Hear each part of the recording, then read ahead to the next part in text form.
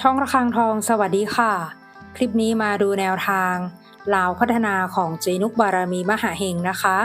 ฉบับนี้เป็นแนวทางประจำวันที่5ธันวาคม2568ค่ะแนวทางลาวพัฒนาวันนี้นะคะเจให้เด่นที่6ฟันที่6ค่ะชุดตัวเน้น69ชุด2ตัว61 62 63ชุด3ตัว609แนวทางโดยเจนุกบารมีมหาเฮงค่ะแนวทางมีเข้ามีหลุดนะคะถ้าใครเห็นเลขแล้วชอบค่อยตามแต่ถ้าไม่ชอบปล่อยผ่านก่อนได้เลยค่ะฝากกดไลค์กดแชร์กดติดตามพร้อมกดกระดิ่งแจ้งเตือนเพื่อที่จะไม่พลาดคลิปใหม่ๆจากช่องระฆังทองด้วยนะคะ